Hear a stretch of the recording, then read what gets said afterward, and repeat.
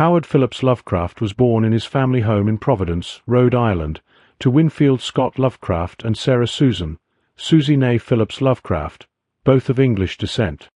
Susie's family was financially well off at the time of her marriage, as her father, Whipple Van Buren Phillips, was engaged in various business ventures. After a psychotic episode in a Chicago hotel, Winfield was admitted to Butler Hospital in Providence, having exhibited strange behavior for about a year before his commitment. The identity of the person who reported these symptoms remains unknown. Winfield remained in the hospital for several years until his death, which was recorded as due to general paresis, a term linked to late-stage syphilis. Throughout his life, Lovecraft maintained that his father had become paralyzed from insomnia and overwork and stayed that way until his passing. It remains unclear whether Lovecraft was genuinely unaware of the true nature of his father's illness, or if he deliberately misrepresented it. Following his father's institutionalization, Lovecraft lived in the family home with his mother, two maternal aunts, Lillian and Annie, and his maternal grandparents, Whipple and Roby. Family friends recalled that Susie doted on him excessively, pampering him and rarely letting him out of her sight. Lovecraft later described his mother as being permanently overcome by grief after his father fell ill. During this time, Whipple assumed a paternal role in his life, becoming what Lovecraft called the center of my entire universe. Though often away managing his business, Whipple kept in close contact through letters with Lovecraft, who was already reading and writing proficiently by the age of 3.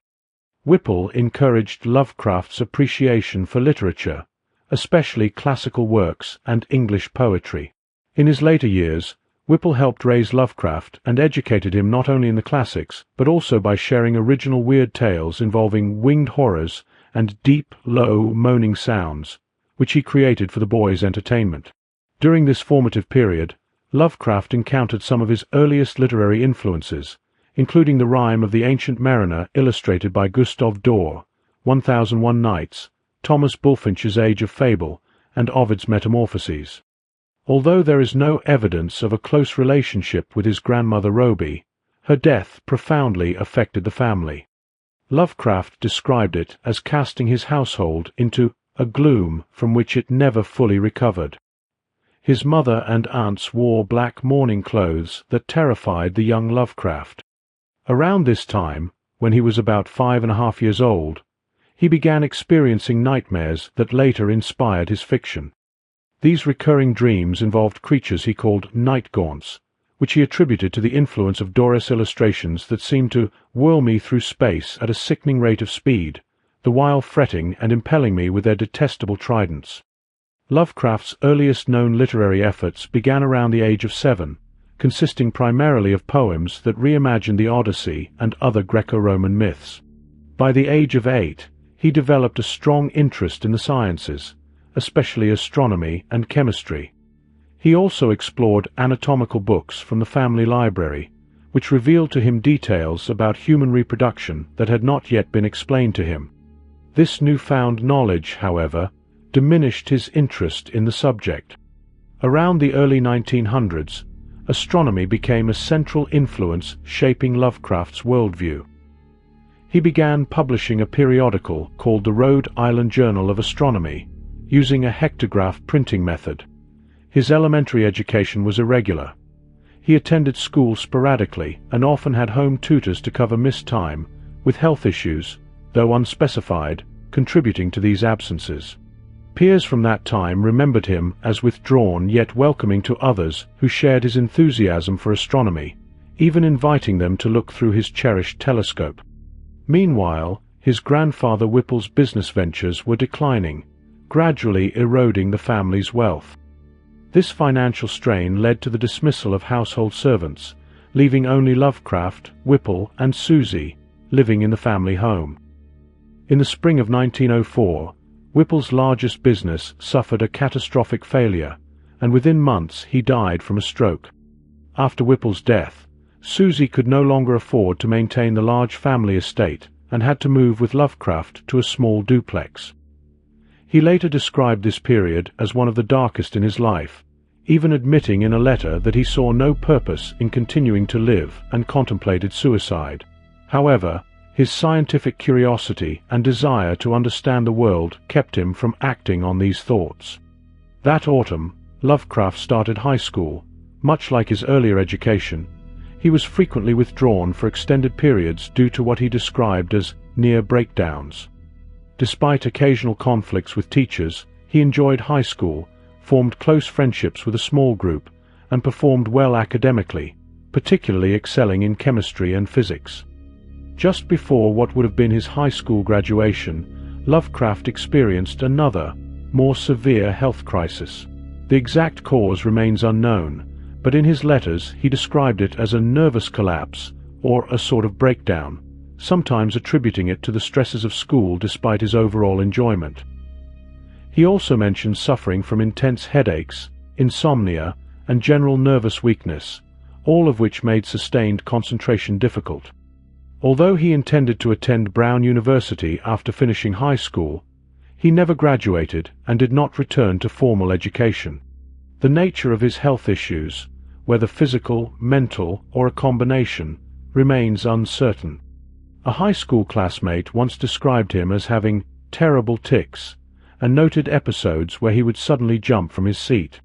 A psychology professor later examined this description and suggested that Lovecraft likely experienced chorea minor as a child, though such symptoms rarely continue into adulthood. He himself also acknowledged suffering from chorea during his youth. The professor also proposed that this serious breakdown in 1908 could be attributed to what is now recognized as atypical depression. In one letter describing that year, Lovecraft wrote that he could hardly bear to see or speak to anyone, and preferred to shut out the world by drawing dark shades and relying on artificial light. One of Susie's friends recalled a visit during which Susie insisted that Lovecraft was so unattractive he hid from everyone and avoided walking where people might see him. Despite this, Lovecraft praised his mother as a positive marvel of consideration. His first poem to appear outside his own publications was printed in a local newspaper in the early 1910s. Titled Providence in 2000 AD, it imagined a future where Americans of English descent were displaced by immigrants from Ireland, Italy, Portugal, and Jewish communities. Around this period, he also wrote racist poetry, including works such as New England Fallen and On the Creation of Niggers, though there is no evidence these poems were published while he was alive. Starting in the early teens, Lovecraft began submitting letters to editors of pulp and weird fiction magazines, with Argosy being a notable outlet. A letter he wrote criticizing one of Argosy's popular writers, Fred Jackson, set the tone for his future writing career. In the later part of 1914, Lovecraft was appointed chairman of the Department of Public Criticism of the United Amateur Press Association, UAPA. In this role, he promoted his belief in the superiority of archaic English usage. Reflecting his lifelong Anglophilic views, he openly criticized fellow UAPA members for their use of Americanisms and slang. These criticisms were often laced with xenophobic and racist remarks about how immigrants were negatively influencing the national language. By the middle of the following year, he was elected vice president of the UAPA. A couple of years later, he became president, appointing board members who largely shared his preference for British English over contemporary American English. During this period, World War I began, and Lovecraft published several critiques of the American government and public's hesitation to enter the war, which he saw as a defense of England, America's ancestral homeland. In 1917, Lovecraft made an unsuccessful attempt to enlist in the United States Army. Although he passed the physical exam, he told a friend that his mother threatened to do anything necessary, legal or not, to prove he was unfit for service. After this, he tried to join the Rhode Island Army National Guard, but his mother used her family connections to prevent it. During the winter of 1918 to 1919, Susie suffered what appeared to be a nervous breakdown and went to live with her older sister, Lillian. The exact nature of Susie's illness remains unclear, as her medical records were destroyed in a fire at Butler Hospital. A writer who had seen the records before the fire described Susie as having experienced a psychological collapse. A neighbor and friend recalled Susie speaking of weird and fantastic creatures emerging from dark corners in Providence, and recounted an occasion when Susie seemed disoriented in downtown. In early 1919, Susie was admitted to Butler Hospital, following in the footsteps of her husband's earlier institutionalization. Lovecraft's immediate response to her commitment was deeply emotional. He wrote that existence seems of little value, and expressed a wish for it to end. While Susie was hospitalized, Lovecraft visited her regularly and walked the hospital grounds with her. On May 24, 1921, Susie passed away at Butler Hospital due to complications following gallbladder surgery performed several days earlier. Lovecraft's initial response, expressed in a letter written shortly after her death, was overwhelming grief that affected him both physically and emotionally, once again expressing a wish for his life to end. Over time, however, his feelings shifted toward relief as he gained independence from his mother, and his physical health improved, though he did not understand the reasons. Despite his sorrow, Lovecraft continued to participate in amateur journalist conventions, where he met Sonia Green in the summer. His aunts disapproved of this relationship, but Lovecraft and Green married a few years later and moved to her apartment in Brooklyn. Green believed that leaving Providence was essential for Lovecraft's growth and supported him financially. She later remarked that while Lovecraft was a satisfactory partner, she had to lead in all aspects of their relationship, attributing his passivity to the restrictive influence of his mother.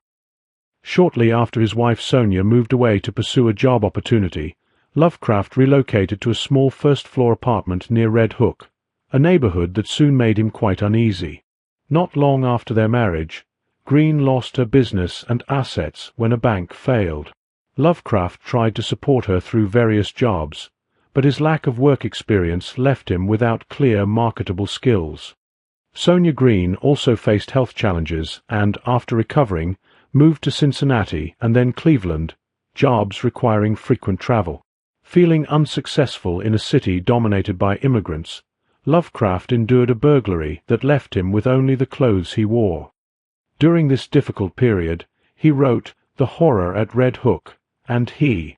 In He, the narrator reflects that coming to New York was a mistake, having sought wonder and inspiration but finding only horror and oppression that threatened to overwhelm him, capturing Lovecraft's own despair. After returning to Providence, Lovecraft lived with his aunts in a spacious brown Victorian wooden house on Barnes Street until moving to Prospect Street, which became his last residence. This period saw some of his most significant works, including The Dream Quest of Unknown Kadath, The Case of Charles Dexter Ward, The Call of Cthulhu, and The Shadow over Innsmouth. Despite his productivity, much of Lovecraft's work during this period brought him no financial reward.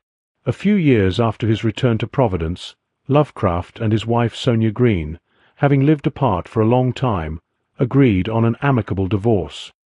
Green moved to California and remarried, unaware that Lovecraft had never officially signed the final divorce decree, despite assurances to the contrary.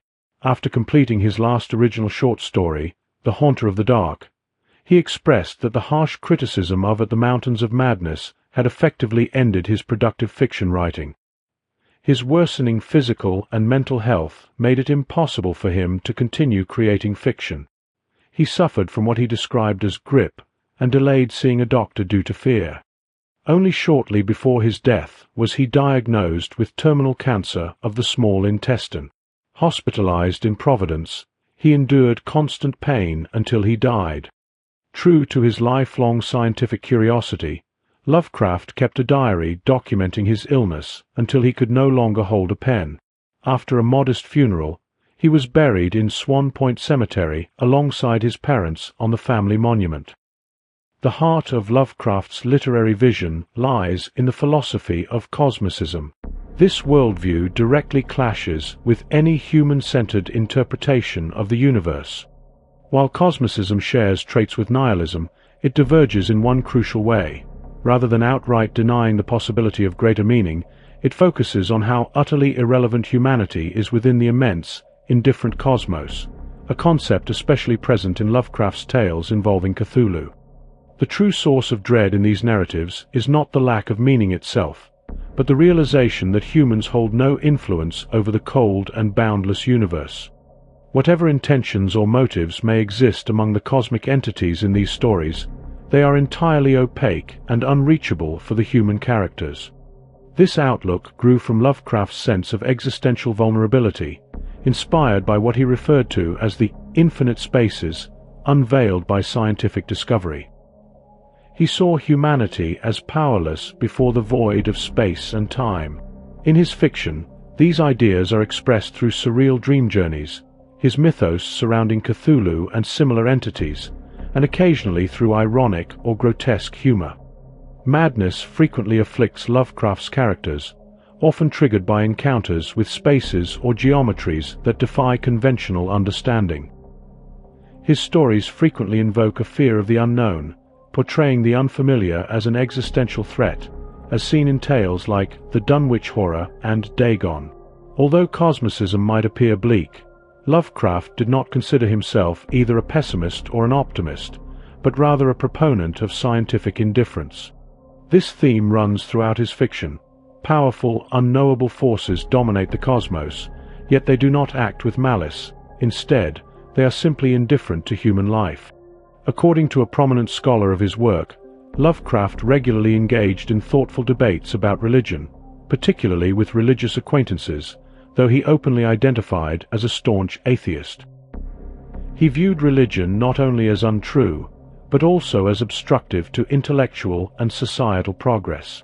His cosmicism thus stems not from any spiritual tradition, but from a deeply materialistic and mechanical perspective.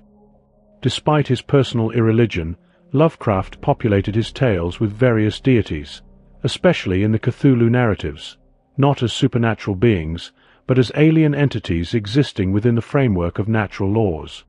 What appears magical to humanity is simply science or logic beyond our understanding. These beings, though often dangerous, are not evil. They are amoral, completely detached from human ethics or judgment. They inhabit dimensions utterly foreign to human perception and serve as metaphors for the kind of universe Lovecraft believed in. Some of these entities inspire cults or attract worshippers, but for the majority of them, humanity is beneath notice.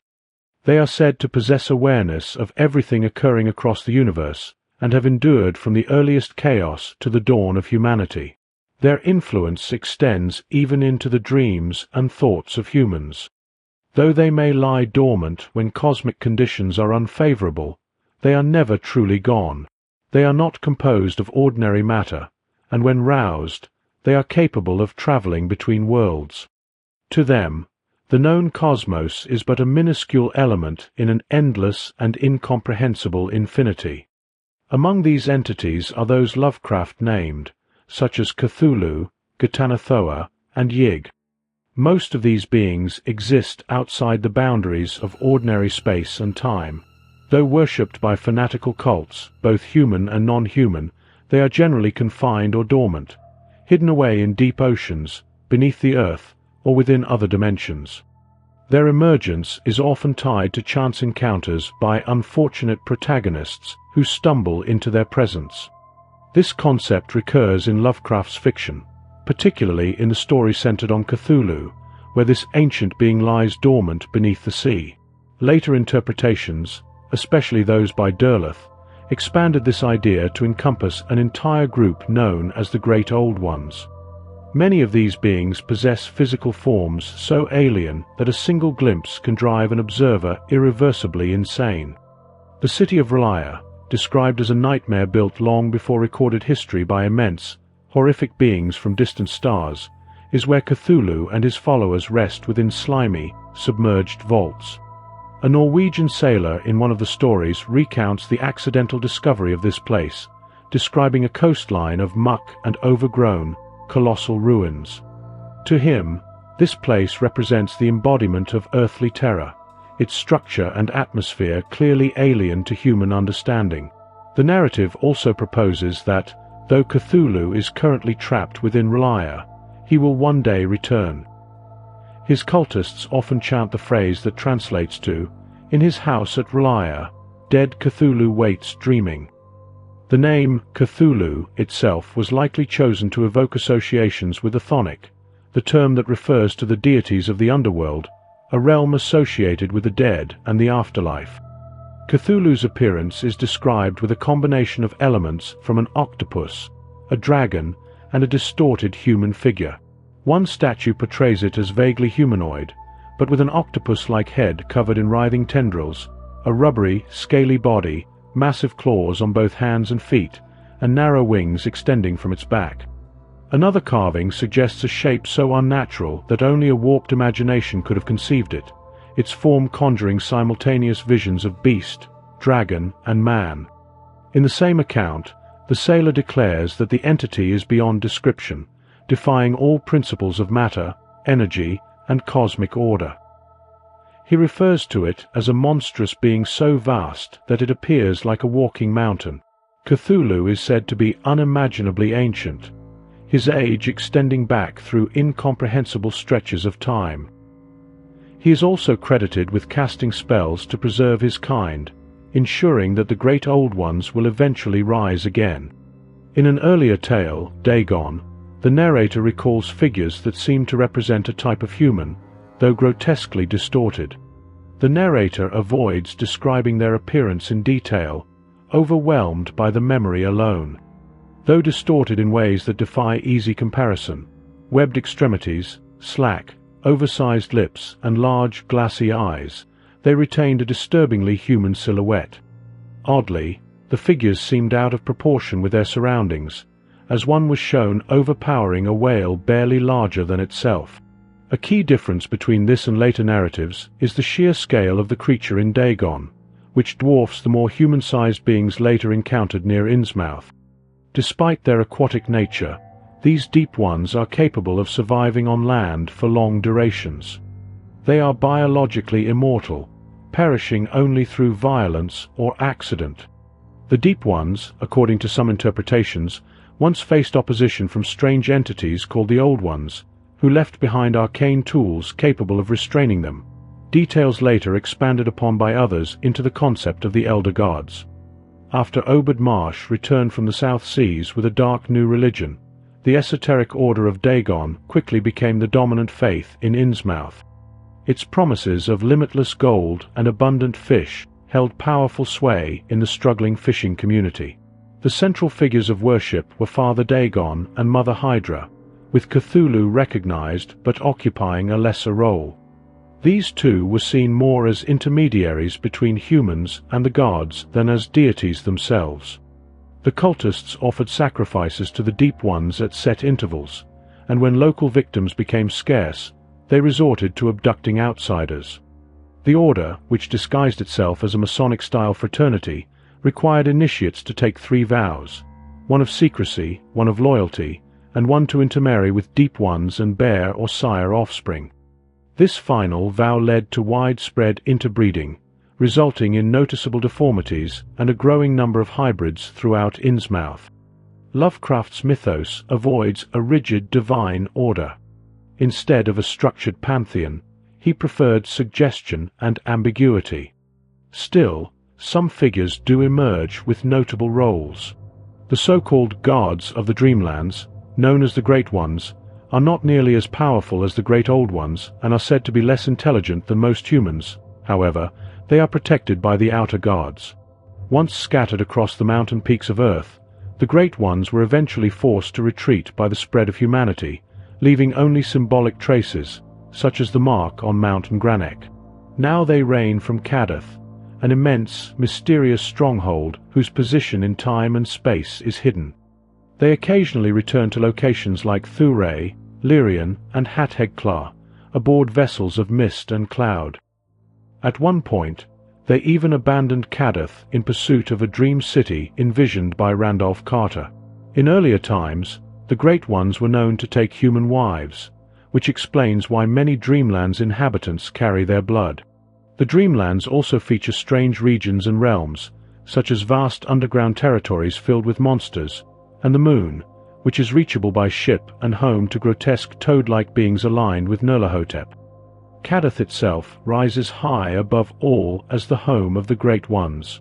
Every dreamer perceives the dreamlands differently. Atol, the high priest of Ulthar, suggests that each person sees their own version of it, though a shared, generalized dreamland is known to most. In Lovecraft's writing, the dreamlands are described as surpassing human comprehension, accessible only to imaginative individuals in rare and extraordinary dreams.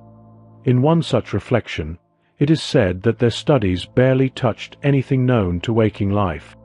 They hinted at a deeper and more terrifying reality, one of obscure entities and consciousnesses beyond the grasp of matter, time, and space, suspected only in those rare dreams that visit a person once or twice in their life. The dreamlands are further portrayed as endless, far beyond the scope of thought or being.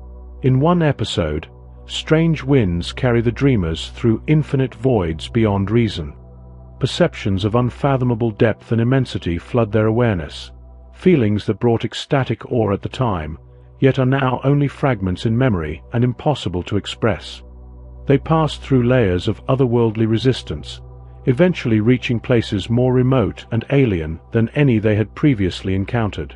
In the mythology created by Lovecraft, the outer gods stand as the most powerful and unfathomable entities. Among them, one of the most significant is Yog-Sothoth, first introduced in a tale that remained unpublished for some years. This being is described as a mass of radiant spheres, a cosmic presence distinct from other figures in the mythos. Yog-Sothoth possesses absolute knowledge, aware of all that has been, is, and will be. Though it is said to be ever-present across time and space, it exists beyond the boundaries of the universe as humans understand it. Its vast and alien nature is reflected in a passage from a later story, where it is portrayed as an infinite being that exists within and beyond all reality. It is described as the ultimate essence animating the total scope of existence, beyond any limitation, beyond both thought and calculation. Known under different names to various races and cults, it is whispered of by earthly sects, worshipped by the crustacean-like inhabitants of distant worlds, and recognized, though not named, by the minds that drift through the spiral galaxies. Yog-Sothoth is all-seeing and all-knowing, and those who seek its favor may gain forbidden knowledge. Yet, as with most beings in the mythos, attempting to comprehend it brings danger. Some accounts suggest that its favor requires great cost, either human life or eternal servitude. According to a genealogy devised by Lovecraft himself, Yog-Sothoth is the child of the nameless mists, which in turn originated from Azathoth. With Shub-Niggurath, Yog-Sothoth is said to have created the twin beings Nug and Yeb, from whom Cthulhu descended. In one particular tale, Yog-Sothoth fathers two sons through a human woman named Lavinia Whately, one being the half-human Wilbur, and the other a massive, unseen force whose presence threatens the world. Nyarlathotep, called the Crawling Chaos, is the emissary and avatar of the outer gods. Unlike his peers, many of whom are exiled to stars or lie dormant in dreamless sleep, Nyarlathotep is active and present, often walking the earth disguised as a man, tall, gaunt, and devoid of joy. Though he possesses countless other forms, most of them are said to be horrifying beyond reason. While many outer gods are worshipped by cults, Nyarlathotep uniquely appears to manage these cults on behalf of the gods themselves. He speaks human languages, making him difficult to distinguish from mortals, unlike the others who communicate in alien tongues. Whereas most of the outer gods and great old ones are depicted as indifferent or incomprehensible, Nyarlathotep is cruel, deceitful, and driven by malice. He manipulates and deceives, building followings and spreading influence with calculated precision. At the center of the mythos stands Azathoth, often called the blind idiot god. This being is described as the source of the outer gods and the creator of countless worlds.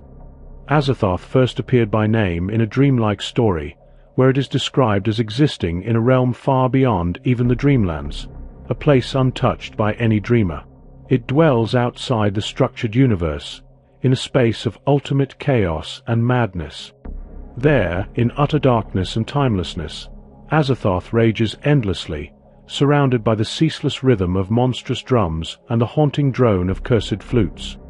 In this nightmarish void, the other ultimate gods, formless, silent, and thoughtless, dance in absurd motions. Among them moves Nyarlathotep, the crawling chaos, who serves both as their soul and as the voice that connects them to all things. In Lovecraft's poetic work Fungi from Yuggoth, one of the verses bears the name Azathoth and depicts a surreal journey through a void stripped of time and substance. The narrator is carried by a demon beyond the known stars and dimensions, into a realm where form and order no longer exist. Only unshaped chaos remains. In this desolate place, the immense lord of all murmurs in the dark, mumbling fragments of dreams he cannot grasp. Around him, formless bat-like entities flail wildly within maddening spirals of energy stirred by strange rays. Their frenzy unfolds to the eerie, thin wailing of a broken flute held in a monstrous grip, its senseless melody creating the chaotic vibrations from which fragile realities derive their apparent laws. The demon, with disdain, announces itself as the god's messenger and contemptuously strikes the head of its slumbering master. In one of Lovecraft's letters, Azathoth is described as the mindless sovereign of night chaos, the origin of all other horrors, and as ancient as the abyss itself. Fritz Leiber would later interpret Azathoth as the only figure in Lovecraft's mythology who undeniably represents a true god rather than a powerful alien intelligence. For Leiber, Azathoth embodies the blind, indifferent cruelty of a materialistic and purposeless universe. The god reappears in The Whisperer in Darkness, where a narrator reacts with horror upon learning of the monstrous nucleus of chaos that lies beyond warped space, a being the Necronomicon masks under the name Azathoth. In this context, nuclear implies Azathoth's placement at the core of existence, not any reference to atomic energy. In The Dreams in the Witch House, the character Walter Gilman dreams of being told by the witch Keziah Mason that he must meet the Black Man and accompany the witches to the throne of Azathoth at the center of ultimate chaos. He is to sign the Book of Azathoth in his own blood and take on a secret name. What restrains him from joining them is his knowledge, gleaned from the Necronomicon, that Azathoth represents a primal terror too dreadful for expression. Waking from another vision, Gilman remembers hearing the flute's relentless piping and concludes it was inspired by what he had read about the mindless force that governs all of space and time from a black throne at the heart of chaos. He later dreads falling into the spiraling darkness of that void where the demon sultan reigns. Even the realm surrounding Azathoth defies every known principle of mathematics and physical law. The description of Azathoth as a blind idiot god does not imply a lack of intelligence in a conventional sense, but instead conveys its detachment from all human comprehension, a symbol of the alien and inaccessible. According to scholar David Punter, Lovecraft did not rely on the literal definitions of the words used to depict Azathoth, but arranged them more like a spell or invocation.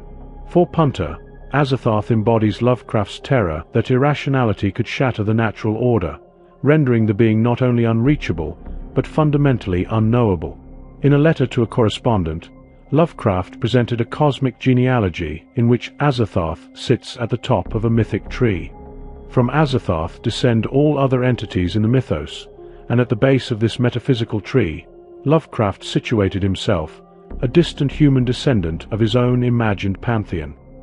The tale Through the Gates of the Silver Key refers to the ultimate abyss as the dwelling place of archetypes, those true, formless, and indescribable shapes of the outer gods, perceived only faintly and rarely by certain dreamers in lower dimensional worlds.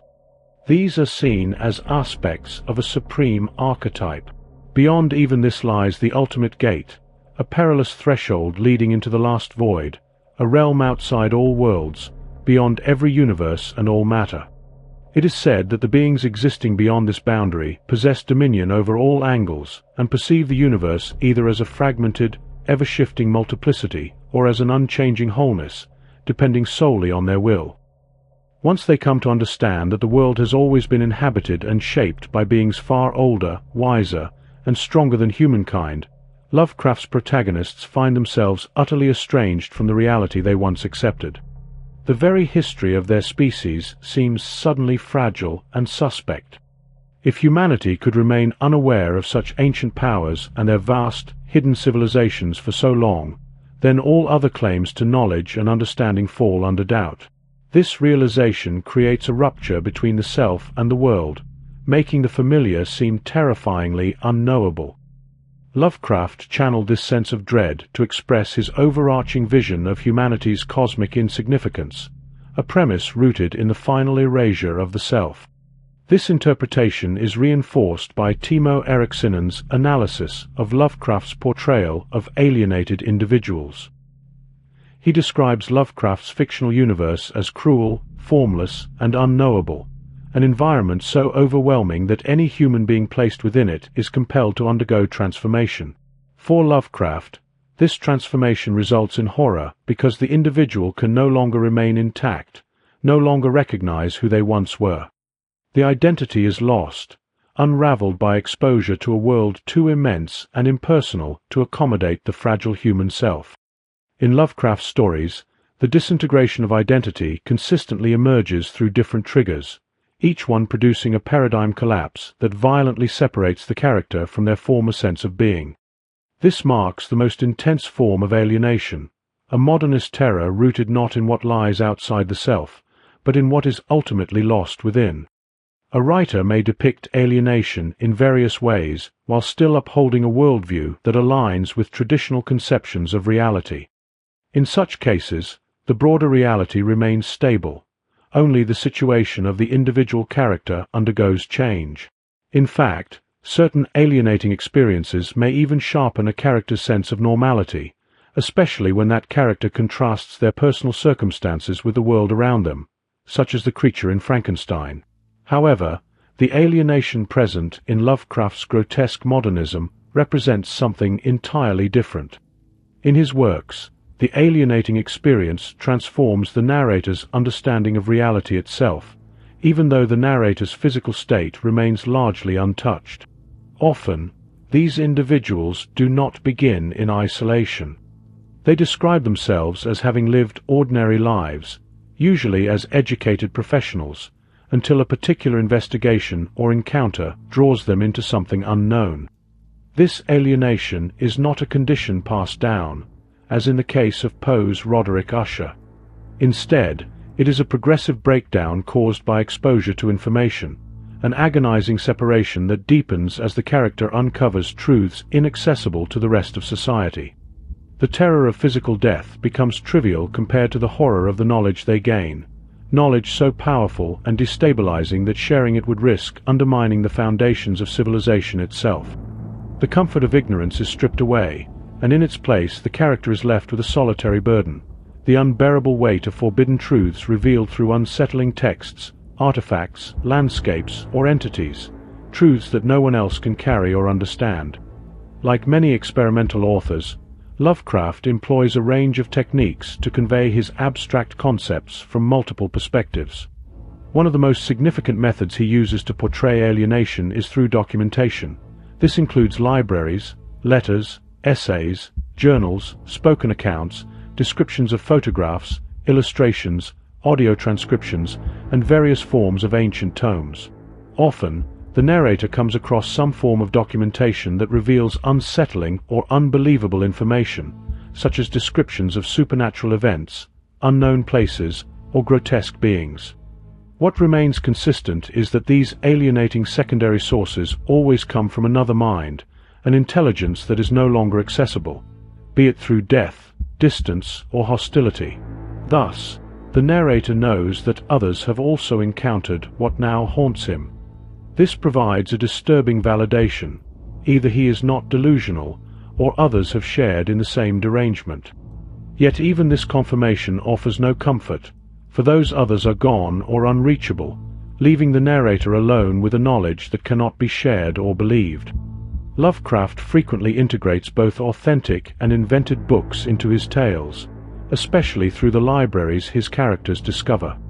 The works within these collections often include both real texts, such as writings attributed to Hermes Trismegistus and Roger Bacon, along with well-known titles like The Golden Bough and Witch Cults in Western Europe, as well as fictional books created by Lovecraft or his contemporaries. Among all the fictional works Lovecraft introduced, The Necronomicon, penned by the infamous mad Arab Abdul al-Hazard, remains the most prominent, both within his own stories and among readers. This ominous tome appears in numerous narratives, sometimes central to the plot, at other times simply one of several dark volumes hinting at ancient knowledge. Regardless of its role, the impact of the Necronomicon on those who engage with it is always profound. Exposure to its pages evokes a range of responses: curiosity, horror, mental instability, paranoia, or obsession, depending on the character's individual temperament.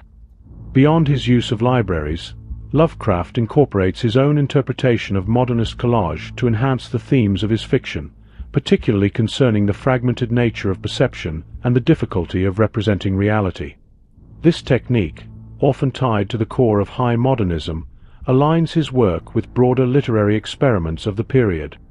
Literary collage, as seen in the works of modernist poets such as T.S. Eliot, Ezra Pound, and Mina Loy, showcases a wide array of forms and styles, offering a method for poetic innovation that foregrounds disjunction and layering.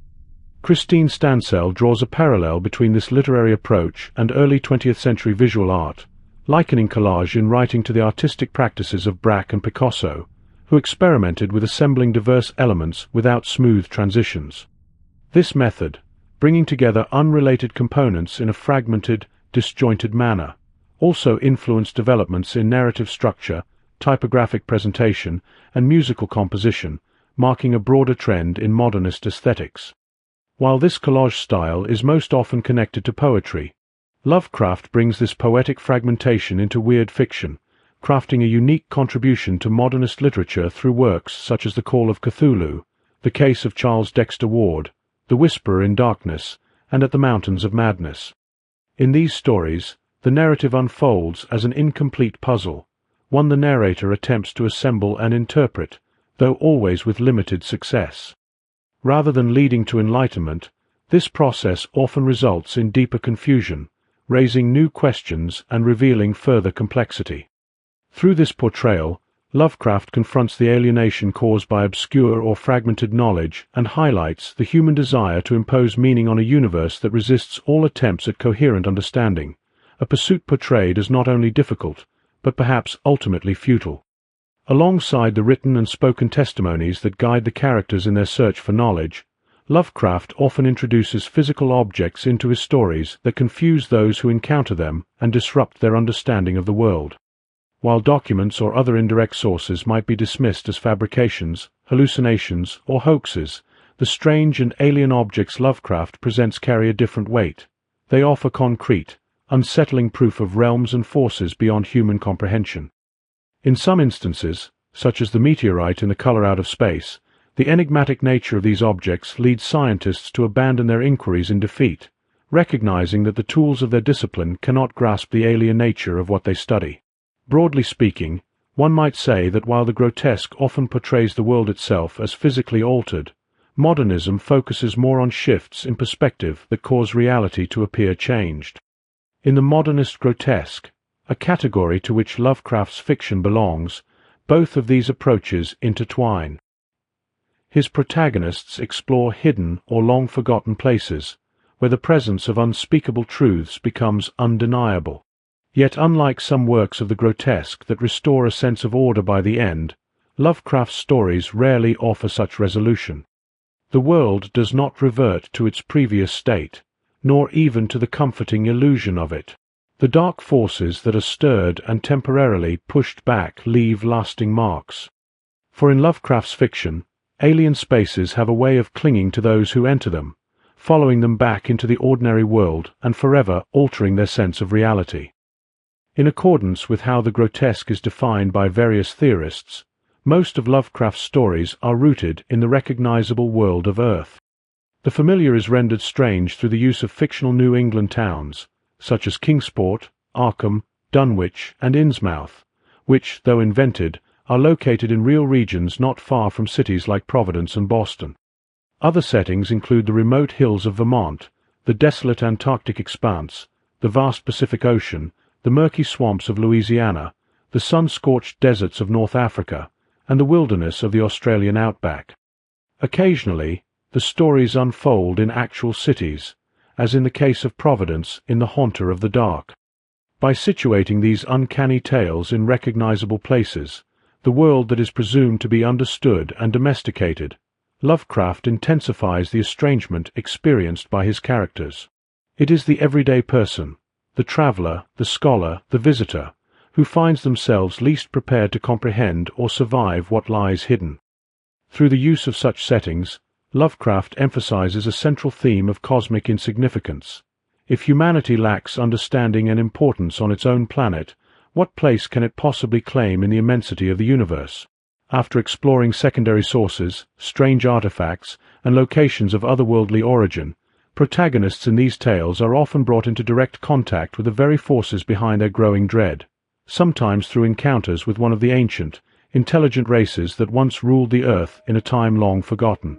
These beings, whether called the Old Ones, Deep Ones, Outer Ones, Elder Gods, or Great Races, stand as living symbols of possibility. They represent the fragile boundaries of human understanding, messengers from a world estranged from ordinary reality, where assumptions about science, history, and identity are thrown into question. The human mind and senses are repeatedly shown to be narrow and unreliable, suggesting that even the most well-intentioned attempts at empirical or objective knowledge are inherently flawed. Human senses, already weaker than those of many animals, are further distorted by individual motivations, biases, preconceived ideas, illusions, and the effects of stress or chemical imbalance. Within such constraints, the notion of pure objectivity becomes an abstract, unreachable goal, akin to the idea of perfection. And once objectivity is revealed as a myth, the only conclusion left is that all perception must be inherently subjective and relative. Modernist literature often experiments with ways of representing subjective experience, with collage standing out as a key technique. By bringing together multiple and sometimes contradictory views of events, characters, or ideas, modernist works present reality as inherently plural, shaped by the position of the observer. A single story might present the same event through the eyes of scientists, historians, ordinary citizens, occultists, philosophers, prophets, cultists, or police officials, each offering insight but also revealing limits. While some viewpoints may seem eccentric, none is ultimately treated as authoritative, despite the confidence each character may place in their understanding. Traditional rationalism has long admitted the possibility of flawed thinking, especially among those considered less informed.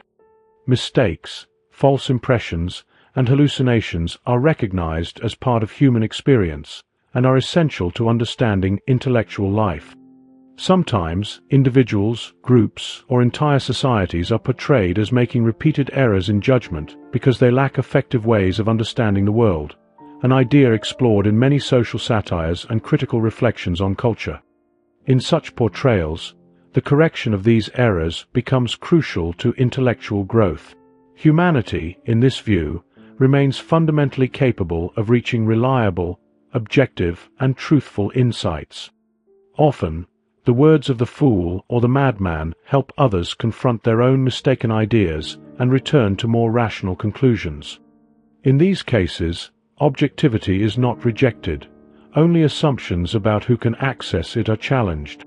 Alongside this, modernist works also explore cognitive subjectivity by highlighting the biological constraints of human senses, conveyed through fragmented storytelling and impressionistic techniques. Such approaches shift attention to the psychological act of perceiving, which is filtered through the limitations of both body and mind. Even the most perceptive individual remains restricted to one physical vantage at any given time, a fundamental condition of subjectivity that emphasizes the impossibility of witnessing any occurrence from multiple angles or with total clarity. Among writers who explore this idea, H.P. Lovecraft stands out for the intensity and variety of his methods. For Lovecraft, the constructs of human belief, value, and knowledge are unfounded layers built upon themselves without any absolute grounding. Other thinkers associated with this line of thought, figures such as Derrida, Sartre, Ionesco, Beckett, Artaud, Yeats, and Hurston, have also suggested that systems like language, ethics, beauty, authority, and scholarly pursuit rests solely on human consensus. In this view, the privileged positions humanity often claims are not rooted in objective truth, but are assumed only because there has been no compelling reason to question them, until now. Lovecraft targets these assumptions, deploying grotesque and modernist elements to create an atmosphere of alienation in which his characters must grapple with a disorienting subjectivity. Unlike philosophers who merely theorize about the instability of reality, Lovecraft's protagonists are compelled to live through the collapse of familiar paradigms. Their experiences force them to reckon with the fragility of human faculties, sensory, intellectual, and historical, making them embodiments of the unsettling shift from presumed certainty to overwhelming doubt. Once these alienating encounters dislodge them from their narrow viewpoints, they are compelled to recognize the existence of countless alternative perspectives, each asserting its own validity for different reasons. More often than not, the experience driving an individual towards subjectivity is a form of exile, being cast out or feeling separated from one's community. Exile strikes deeply at the core of personal identity by severing unexamined social assumptions and forcing a person into isolation and introspection. Many of Lovecraft's narrators exemplify this modern exile.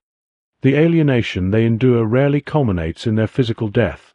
Instead, under the overwhelming weight of their paradigm crises, these narrators confront a more profound terror, not fear of pain or mortality, but the dread of meaninglessness, emptiness, and a reality reshaped by undeniable relativism. They must come to terms with their own unstable and unreliable perspectives and, crucially, with the absence of any privileged vantage point from which to observe the world. Lovecraft's scientific knowledge provided him with a perspective that set him apart from other writers of his time, contributing to his acute awareness of humanity's physical place within the vast universe. As Waugh notes in his analysis, Lovecraft firmly believed that the universe, in its broadest scope, was a deterministic chaos, without beginning or end, so aimless that any pattern humans impose on it, out of necessity, is artificial, arbitrary, and ultimately illusory. There is a clear progression in the modernist grotesque, moving from encounters with alienating stimuli toward reflections on the inherently subjective nature of reality, ultimately arriving at conclusions about the absurdity of existence. Absurdity, understood as opposition to reason, takes on a particular significance in this literary mode. Throughout history, absurdity has often been portrayed through the figure of the fool, a recurring symbol in cultures worldwide representing individuals whose thoughts and behaviors seem bizarre or irrational but remain recognizable and correctable. However, the early 20th century introduced a deeper conception of absurdity, one marked by universal meaninglessness and persistent questioning of the very foundations of human thought and existence, pushing beyond isolated instances of folly into the realm of existential uncertainty. Satire emerges as one of the most effective means of expressing absurdity, using illogical ideas and behaviors in a symbolic way that reflects broader societal issues. It mocks through exaggeration, whether ironic, wryly humorous, or outright comedic. Satire is a shared literary device of both modernism and the grotesque, visible in the works of authors such as Swift, Poe, Kafka, Eliot, Joyce, and Beckett. Lovecraft belongs to this tradition of modernist and grotesque writers who use satire to communicate cosmic absurdity. While fear is a central theme in Lovecraft's work, his more nuanced writings focus on the dread of a paradigm shift rather than any particular external threat. The monsters themselves are not the true source of fear. Rather, they symbolize the terrifying upheaval of one's worldview. By portraying the absurd and often comedic failures of characters who embody rational thought's highest ideals, Lovecraft addresses the anxiety of powerlessness and incomprehensibility in a universe better left unexplored. Through stories that merge elements of weird fiction with grotesque and modernist techniques, he challenges the assumed validity and stability of human institutions such as religion, physical science, behavioral science, and scholarly disciplines within the humanities. His non-fiction writings reveal that his rejection of conventional religious beliefs began in childhood and evolved into a broader intellectual skepticism toward physical science, behavioral science, and the humanities. The challenge to assumptions about human significance is relatively recent within the span of human culture. Even when acknowledging their powerful gods, humans have historically maintained a belief in their important role within the cosmic order. Consequently, the deities of ancient pantheons were often portrayed with human form, behaviors, and motivations. In essence, these gods reflect humanity on a grand scale, complete with human flaws magnified to epic proportions. Across cultures, conceptual frameworks generally placed humanity at the center both physically and philosophically. Aside from a few exceptions, such as certain Pacific Island tribes that revered the shark as the highest form of reincarnation, likely due to its apex position in the food chain, most cultures have constructed cosmologies grounded in distinctly human perspectives. In monotheistic religions, this human centrality is emphasized further by the belief that devoted mortals can ascend beyond even the most ancient and powerful spiritual beings, since humans alone possess free will and must resist temptation. Across these worldviews, humans secure a central, privileged place in the unfolding cosmic drama. While the assumption of humanity's special status might have been reasonable in a time when scientific understanding of astronomy was limited, Lovecraft argues that clinging to this belief is absurd when considered alongside modern knowledge of the universe and humanity's actual place within it.